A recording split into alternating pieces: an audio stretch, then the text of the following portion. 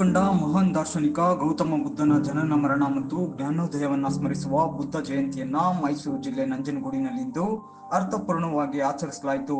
ತಾಲೂಕು ರಾಷ್ಟ್ರೀಯ ಹಬ್ಬಗಳ ಆಚರಣಾ ಸಮಿತಿಯಿಂದ ಪಟ್ಟಣದ ಅಂಬೇಡ್ಕರ್ ಭವನದಲ್ಲಿ ಆಯೋಜಿಸಿದ್ದ ಸರಳ ಕಾರ್ಯಕ್ರಮವನ್ನ ಶಾಸಕ ದರ್ಶನ್ ಧ್ರುವ ನಾರಾಯಣ್, ಮಾಜಿ ಶಾಸಕ ಕಳಲೆ ಕೇಶವಮೂರ್ತಿ, ತಹಸೀಲ್ದಾರ್ ಶಿವಕುಮಾರ್ ಕಾಸ್ನೂರು ಸೇರಿದಂತೆ ಇನ್ನಿತರರು ಬುದ್ಧ ಪ್ರತಿಮೆಗೆ ಪುಷ್ಪಾರ್ಚನೆ ಮಾಡಿ ಉದ್ಘಾಟಿಸಿದರು. ನಂತರ ಕರ್ನಾಟಕ ಬುದ್ಧ ಧಮ್ಮ ಸಮಿತಿ ಕಾರ್ಯದರ್ಶಿ ಹಾಗೂ ನಿವೃತ್ತ ಸರ್ಕಾರಿ ಅಧಿಕಾರಿ ಮಹದೇವಪ್ಪ ಅವರ ಮಾರ್ಗದರ್ಶನದಲ್ಲಿ ಕೆಲ ಕಾಲ ಧ್ಯಾನ ಮಾಡಿದ್ರು. ಅದನ್ನು ಅನುಭವಿಸಿ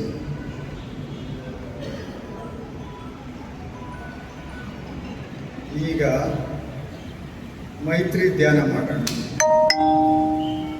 ಪಾಳಿನಲ್ಲಿ ಮೆತ್ತ ಭಾವನ ಅಂತ ಕರೀತಾರೆ, ಕನ್ನಡದಲ್ಲಿ ಮೈತ್ರಿಯನ್ನು ಕೊಡ್ತಕ್ಕಂಥ.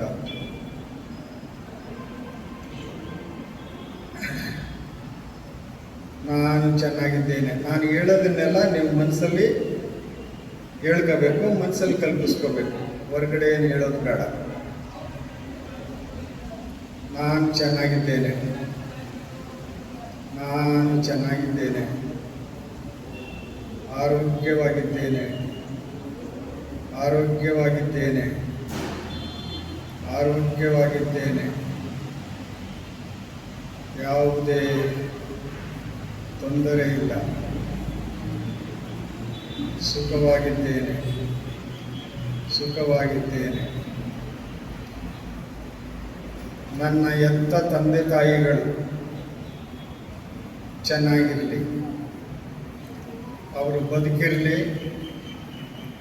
ಅಥವಾ ಪರಿನಿರ್ವಾಣ ಹೊಂದಿರಲಿ, ಅವರು ಚೆನ್ನಾಗಿರಲಿ, ಅವರು ಚೆನ್ನಾಗಿರಲಿ, ಅವರು ಚೆನ್ನಾಗಿರಲಿ. ನನ್ನ ಕುಟುಂಬದ ಅಕ್ಕ ತಂಗಿಯರು, ಅಣ್ಣ ತಮ್ಮಂದಿರು ಚೆನ್ನಾಗಿರಲಿ, ಚೆನ್ನಾಗಿರಲಿ, ಚೆನ್ನಾಗಿರಲಿ. ಬಂಧು ಬಳಗದವರು, ಬಂಧು ಬಳಗದವರು, ಸ್ನೇಹಿತರು, ಸ್ನೇಹಿತರು, ಗುರುಗಳು, ಪಾಠ ಕಲಿಸಿದ ಗುರುಗಳು, ಇವರು ಚೆನ್ನಾಗಿರಲಿ, ಇವರು ಚೆನ್ನಾಗಿರಲಿ, ಇವರು ಚೆನ್ನಾಗಿರಲಿ. ನನ್ನ ಊರಿನ ಜನತೆ, ನಾನು ಹುಟ್ಟಿ ಬೆಳೆದ ಊರಿನ ಜನತೆ ಚೆನ್ನಾಗಿರಲಿ, ಚೆನ್ನಾಗಿರಲಿ, ಚೆನ್ನಾಗಿರಲಿ. ಯಾವುದೇ ಜಾತಿ, ಧರ್ಮ, ಮತ, ಕುಲ, ಲಿಂಗ ಯಾವುದೇ ಭೇದವಿಲ್ಲದೆ ಎಲ್ಲರೂ ಕೂಡ ಚೆನ್ನಾಗಿರಲಿ, ಎಲ್ಲರೂ ಚೆನ್ನಾಗಿರಲಿ. ಧ್ಯಾನ ಹಾಗೂ ಬುದ್ಧನ ನೀತಿ ಪಾಠ ಕೇಳಿ ಮಾತನಾಡಿದ ಶಾಸಕ ದರ್ಶನ್ ಧ್ರುವ ನಾರಾಯಣ್, ಬುದ್ಧ ಜಯಂತಿಯನ್ನ ಸರ್ಕಾರದಿಂದ ಆಚರಿಸುತ್ತಾ ಬರಲಾಗ್ತಾ ಇದ್ದು, ನಂಜನಗೂಡಿನಲ್ಲೂ ಇವತ್ತು ಬುದ್ಧನನ್ನ ಸ್ಮರಿಸಲಾಗಿದೆ. ಲೋಕಕ್ಕೆ ಶಾಂತಿ ಮತ್ತು ಅಹಿಂಸೆ ತತ್ವ ಬೋಧಿಸಿದ ದಾರ್ಶನಿಕರ ಬಗ್ಗೆ ಒಂದಿಷ್ಟು ಒಳ್ಳೆ ವಿಚಾರಗಳನ್ನ ತಿಳಿದು ಕೆಲ ಕಾಲ ಧ್ಯಾನ ಮಾಡುವ ಮೂಲಕ ಧನ್ಯತನಾಗಿದ್ದೇನೆ ಅಂತ ಕಾರ್ಯಕ್ರಮದ ಸದುದ್ದೇಶವನ್ನ ತಿಳಿಸಿದ್ರು. ಮುಖ್ಯವಾಗಿ ಈ ದಿನ ನಮ್ಮ ರಾಜ್ಯ ಸರ್ಕಾರ ಗೌರವಾನ್ವಿತ ಮುಖ್ಯಮಂತ್ರಿಗಳಾದ ಸಿದ್ದರಾಮಯ್ಯ ಸಾಹೇಬರು ಈ ದಿನವನ್ನು ಬುದ್ಧ ಜಯಂತಿಯಾಗಿ ಪ್ರತಿ ವರ್ಷ ಸರ್ಕಾರದಿಂದ ಆಚರಣೆಯನ್ನು ಮಾಡಬೇಕು ಅನ್ನೋದನ್ನು ಇವತ್ತು ನಮಗೆ ಅವರು ಆದೇಶವನ್ನು ನೀಡಿದ್ದಾರೆ. ತಮ್ಮೆಲ್ಲರ ಪರವಾಗಿ ಗೌರವಾನ್ವಿತ ಮುಖ್ಯಮಂತ್ರಿಗಳಾದ ಸಿದ್ದರಾಮಯ್ಯ ಸಾಹೇಬರಿಗೆ ತುಂಬ ಧನ್ಯವಾದಗಳನ್ನ ಹೇಳಲಿಕ್ಕೆ ನಾನು ಬಯಸ್ತೇನೆ.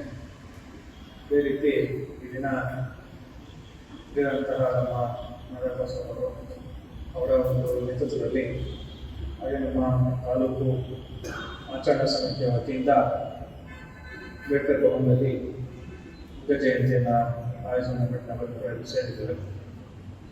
ತುಂಬ ಸಾಂಕೇತಿಕವಾಗಿ ಭಗವಾನ್ ಬುದ್ಧರ ಆಶಯದಂತೆ ಅವರ ಸಿದ್ಧಾಂತಗಳನ್ನು ಅಳವಡಿಸಿಕೊಂಡು ನಾವೆಲ್ಲರೂ ಕೂಡ ಅವರ ಹಾಗೆಯೇ ಶಾಂತಿಯ ಮಾರ್ಗದಲ್ಲಿ ಸಾಗಬೇಕು ನಿಟ್ಟಿನಲ್ಲಿ ನಾವೆಲ್ಲರೂ ಸೇರಿ ಇವತ್ತು ಪುಷ್ಪಾರ್ಚನೆಯ ಮೂಲಕ ಬುದ್ಧರಿಗೆ ಸ್ಮರಣೆಯನ್ನು ಮಾಡಿ ಗೌರವವನ್ನು ಸಲ್ಲಿಸಿ ಒಂದು ಸೇರಿ ಸುಮಾರು 5 ನಿಮಿಷದ ಕಾಲ ಮೆಡಿಟೇಷನನ್ನು ನಮ್ಮ ದಿನನಿತ್ಯದ ಜೀವನದಲ್ಲಿ ನಮಗೆ ಕೂಡ ತುಂಬ ಶಾಂತಿಯುತವಾದಂತಹ ಜೀವನವನ್ನು ಸಾಗಿಸಬೇಕು ಅಂತಂದರೆ ಬುದ್ಧರ ಮಾರ್ಗದಲ್ಲಿ ನಾವೆಲ್ಲರೂ ಕೂಡ ಸಾಗಬೇಕಾಗ್ತದೆ. ಉತ್ತಮವಾದಂತಹ ದೈಹಿಕ ಹಾಗೆ ಮಾನಸಿಕ ಆರೋಗ್ಯವನ್ನು ನಾವು ಕಾಪಾಡ್ಕೋಬೇಕು ಅಂತಂದರೆ ಬುದ್ಧರ ಮಾರ್ಗವನ್ನು ನಾವು ಸಾಗಬೇಕಾಗ್ತದೆ.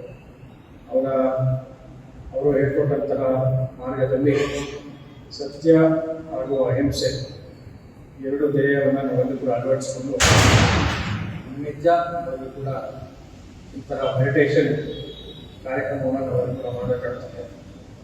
ಇದರಿಂದ ನಾವು ನಮ್ಮ ಮಾನಸಿಕ ಹಾಗೂ ದೈಹಿಕ ಆರೋಗ್ಯಗಳನ್ನು ಕಾಪಾಡ್ಕೊಳ್ಳೋಕ್ಕಾಗ್ತದೆ. ಜೊತೆಗೆ ಭಗವಾನ್ ಬುದ್ಧರ ಹಾದಿನ ನಾವೆಲ್ಲರೂ ಸಾಗಬೇಕಾಗ್ತದೆ. ಇನ್ನು ತಾವೆಲ್ಲರೂ ಕೂಡ ಇವತ್ತು ನಮ್ಮ ಹಿರಿಯರು ನಮ್ಮೆಲ್ಲರೂ ಕೂಡ ಬೋಧನೆಯನ್ನು ಮಾಡಿದ್ದಾರೆ. ಅದಕ್ಕೆ ಅವರ ಮಾರ್ಗದರ್ಶನದಿಂದ ನಾವೆಲ್ಲರೂ ಕೂಡ ಸಾಗಬೇಕಾಗ್ತದೆ. ಅದೇ ರೀತಿ ಇವತ್ತಿನ ದಿವಸ ತುಂಬ ವಿಭಿನ್ನವಾಗಿ ನಾವು ನಮ್ಮ ತರಗತಿಯ ಮೊದಲನೇ ಬಾರಿ ನಾವು ಬುದ್ಧ ಜಯಂತಿಯಲ್ಲಿ ಆಚರಣೆಯನ್ನು ಮಾಡಿದ್ದೇವೆ. ಮುಂದಿನ ದಿನಗಳಲ್ಲಿ ಇನ್ನೂ ಅದ್ದೂರಿಯಾಗಿ ಅರ್ಥಪೂರ್ವಕವಾಗಿ ಈ ಒಂದು ಜಯಂತ್ಯೋತ್ಸವದ ಆಚರಣೆಯನ್ನು ನಾವು ಸರಿ ಮಾಡಬೇಕಾಗ್ತದೆ. ಇದರಿಂದ ತಾವೆಲ್ಲರೂ ಕೂಡ ಬಂದು ಒಂದು ಕಾರ್ಯಕ್ರಮದಲ್ಲಿ ಭಾಗವಹಿಸಿ ಒಂದು ಪಾಲ್ಗೊಂಡು ಯಶಸ್ವಿಗೊಳಿಸ್ಬೇಕು ಕೂಡ ತಮ್ಮೆಲ್ಲರಿಗೂ ವಂದನೆಗಳು. ಕರ್ನಾಟಕ ಬುದ್ಧ ಧಮ್ಮ ಸಮಿತಿ ಕಾರ್ಯದರ್ಶಿ ಹಾಗೂ ನಿವೃತ್ತ ಸರ್ಕಾರಿ ಅಧಿಕಾರಿ ಮಹದೇವಪ್ಪ ನೆರೆದಿದ್ದವರಿಗೆ ಬೌದ್ಧ ಧರ್ಮದ ಮಹತ್ವ, ಬುದ್ಧನ ಚಿಂತನೆ ಮತ್ತು ವಿಚಾರಧಾರೆಗಳನ್ನ ಪ್ರಸ್ತುತ ವಿದ್ಯಮಾನಗಳೊಂದಿಗೆ ತಾಳೆ ಹಾಕಿ ನೀತಿ ಪಾಠ ಮಾಡಿದ್ರು. ಹೊಟ್ಟೆ ಹಸುವಾದಾಗ ಕೊಡು ಕೊಡು ಕೊಡು ಕೊಡು ಕೊಡು ಅಂತಾರಲ್ಲ, ಆ ಥರದ ಸ್ಥಿತಿಯನ್ನ ಓದಬೇಕು ಓದಬೇಕು ಓದಬೇಕು ಓದಬೇಕು. ಅದನ್ನ ಎಲ್ಲಿ ಕಲಿಬೇಕು ಅಂತ ಹೇಳಿದ್ರೆ ಬಾಬಾ ಸಾಹೇಬರಲ್ಲಿ ಕಲಿಬೇಕು. ಬಾಬಾ ಸಾಹೇಬರು ಊಟ ಮಾಡೋ ಓದ್ತಿದ್ರು, ಮಲ್ಕೆಳೆ ಓದ್ತಿದ್ರು, ಇನ್ನೊಂದೇನೋ ಮಾಡುವಾಗ ಓದೋದು ಓದೋದು ಓದೋದು ಓದೋದು. ಅಂತಹ ಬಡತನದಲ್ಲಿ, ಕಡು ಬಡತನದಲ್ಲಿ ಹುಟ್ಟಿ ವಿಶ್ವಜ್ಞಾನಿ ಆದರು ಅಂತ ಹೇಳಿದ್ರೆ, ಆ ಮಟ್ಟಕ್ಕೆ ಏರಿದ್ರು ಅಂತ ಹೇಳಿದ್ರೆ, ಆ ಜ್ಞಾನದ ಮಹತ್ವ ಎಷ್ಟಿದೆ, ಆ ಜ್ಞಾನವನ್ನ ಹೇಗೆ ಸಂಪಾದನೆ ಮಾಡಬೇಕು ಅಂತ ಮಕ್ಕಳಿಗೆ ನಾವು ಅದನ್ನ ಹೇಳ್ಕೊಡ್ಬೇಕಾಗ್ತದೆ. ಹಸಿವಲ್ಲ, ಜ್ಞಾನದ ಹಸಿವನ್ನ ಇಂಗಿಸ್ಬೇಕು. ಹೊಟ್ಟೆಯ ಹಸಿವನ್ನಲ್ಲ, ಜ್ಞಾನದ ಹಸಿವನ್ನ ಇಂಗಿಸ್ಬೇಕು. ನೀವು ಅಷ್ಟೇ ಪತ್ರಿಕೆನ ದಿನ ಓದಬೇಕು, ಪುಸ್ತಕ ಓದಬೇಕು, ತಿಳ್ಕೊಬೇಕು ಲೋಕದಲ್ಲಿ ಏನಾಗ್ತಾ ಇದೆ, ಎತ್ತಾಗ್ತಾ ಇದೆ. ಯಾವಾಗ ನಾಲೆಡ್ಜ್ ಬರ್ತದೆ, knowledge is power.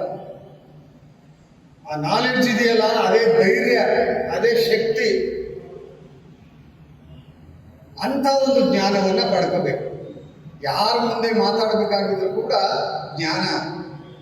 Buddhism is a knowledge. ಅದಕ್ಕೆ ಏನ್ ಹೇಳ್ತಾರೆ ಅಂತ ಹೇಳಿದ್ರೆ, Buddhism is not a religion. Mobile ಆಮೇಲೆ ನೋಡಿ ಕೆಲವರು. ಬುದ್ಧಿಸಮ್ ಇದೆಯಲ್ಲ, it is not a religion. Then what it is? It's an education. ಅದು ಒಂದು ಶಿಕ್ಷಣ, ಬದುಕುವ ರೀತಿ, ಹೇಗೆ ಬದುಕಬೇಕು ಅಂತಕ್ಕಂಥದ್ದು ಇದೆಯಲ್ಲ, ಅದು ಜ್ಞಾನ ನೀಡ್ತಕ್ಕಂಥದ್ದು. ಹಾಗಾಗಿ ಬುದ್ಧಿಸಮ್ ಇದೆಯಲ್ಲ, ಅದು ಈ ಕತ್ತಲೆ, ಜಗತ್ತಿನಲ್ಲಿ ತುಂಬಿರ್ತಕ್ಕಂಥ ಈ ಕತ್ತಲೆ ಇದೆಯಲ್ಲ, ಆ ಕತ್ತಲೆಗೆ ಬೆಳಕಿನ ಕಿರಣಗಳನ್ನು ಸ್ಪರ್ಶ ಮಾಡ್ತದೆ.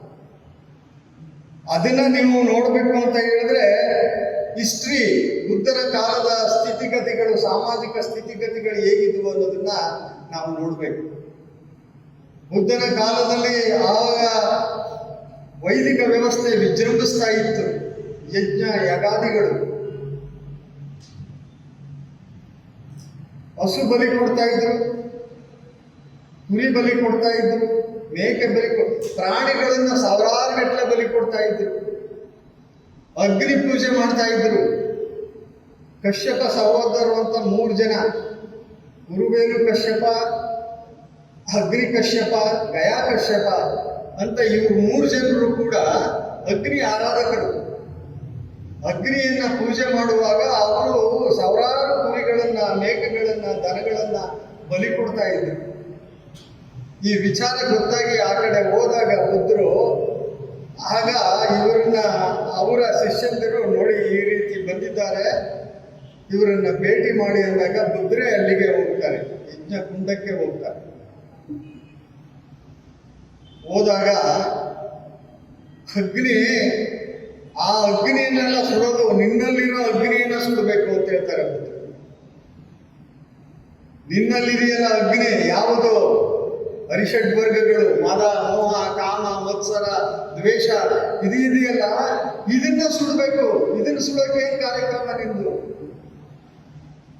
ಇದನ್ನ ಸುಡೋಕೆ ಏನ್ ಮಾಡ್ತೀಯ? ಅವನು ಬುದ್ಧರ ಮಾತನ್ನ ಕೇಳ್ತಿದ್ದಾಗಲೇನೆ ಅವನಿಗೆ ಒಂದು ರೀತಿಯ ಬೆಳಕು ಸಿಕ್ಕಿದಂಗೆ ಆಗ್ತದೆ. ಅವ್ರು ಹೆಂಗೆ ಅಂತ ಹೇಳಿದ್ರೆ ಕರಿಕಂಬಳಿ ಮುತ್ಕೊಂಡು, ಗಡ್ಡ ಮುಟ್ಕೊಂಡು ಎಲ್ಲ ಅಗ್ನಿ ಆ ರೀತಿಯಾಗಿ ಮಾಡ್ತಾ ಇದ್ದಂತ ಅವನು. ಆಗ ಅವನ್ನೆಲ್ಲನೂ ಬದಿಗಿರಿಸಿ ಬುದ್ಧರ ಅನುಯಾಯಿಯಾಗಿ, ಆ ಬದಿಗಿರಿಸುವಾಗ ಏನಾಗ್ತದೆ ಅಂತ ಹೇಳಿದ್ರೆ ಕೂದಲು ಕತ್ತರಿಸ್ತಾನೆ, ಕಂಬಳಿ ಇದು ಎಲ್ಲನೂ ಗುರುವೇಲು ಕಶ್ಯಪ ನದಿಗೆ ಬಿಟ್ಬಿಡ್ತಾನೆ. ಅವ ನದಿ ಕಶ್ಯಪ ದಡದಲ್ಲಿ ಅಲ್ಲಿ ಧ್ಯಾನ, ಅವನಿಗೆ 300 ಜನ ಶಿಷ್ಯರಿರ್ತಾರೆ. ಅವನು ಅಲ್ಲಿ ಧ್ಯಾನ ಮಾಡ್ತಾ ಇರ್ತಾನೆ. ಕೆಳಗಡೆ ನದಿನಲ್ಲಿ ಹರ್ಕ ಬರ್ತಾ ಇರ್ಬೇಕಾದ್ರೆ ಈ ಕಂಬಳಿ, ಗಡ್ಡ, ಕೂದಲು ಎಲ್ಲ ಶಿಷ್ಯರ್ತು. ಏನೋ ನಮ್ಮ ಅಣ್ಣನಿಗೆ ಏನೋ ಆಯ್ತು, ಯಾರೋ ಏನೋ ಹೊಡೆದಾಕ್ಬಿಟ್ರು, ಮತ್ತೊಂದಾಯ್ತು ಅಂತ ಹೇಳಿ ಅವನು ಬರುವಾಗ ಆಗ ಇಲ್ಲಿ ಬುದ್ಧನ ದರ್ಶನ ಆಗ್ತದೆ. ಅವನು ಕೂಡ ಬುದ್ಧರ ಅನ್ಯಾಯ ಆಗ್ತದೆ. ಮತ್ತು ಗಯಾಕರ್ಷಕ. ಹೀಗೆ ಈ ಬುದ್ಧನ ಪ್ರವಚನವನ್ನ ಕೇಳಿದಂಥವ್ರು ಹೆಂಗೆ ಬದಲಾವಣೆ ಆಗ್ತಿದ್ರು ಅಂತ ಹೇಳಿದ್ರೆ ಬೇಂದ್ರೆ ಅವರು ಎಷ್ಟು ಚೆನ್ನಾಗಿ ಹೇಳ್ತಾರೆ. ಕಾರ್ಯಕ್ರಮದಲ್ಲಿ ನಗರಸಭೆ ಅಧ್ಯಕ್ಷ ಶ್ರೀಕಂಠ ಸ್ವಾಮಿ, ಆಯುಕ್ತ ವಿಜಯ್, ತಾಲೂಕು ಗ್ಯಾರಂಟಿ ಅನುಷ್ಠಾನಗಳ ಸಮಿತಿ ಅಧ್ಯಕ್ಷ ಇ ಮಾರುತಿ, ದಸಂಸ ಮುಖಂಡರಾದ ನಗರಲೆ ವಿಜಯಕುಮಾರ್, ಚುಂಚನಹಳ್ಳಿ ಮಲ್ಲೇಶ್, ಮಲ್ಲಳ್ಳಿ ನಾರಾಯಣ್ ಸೇರಿದಂತೆ ಇನ್ನಿತರರು ಭಾಗವಹಿಸಿದ್ದರು.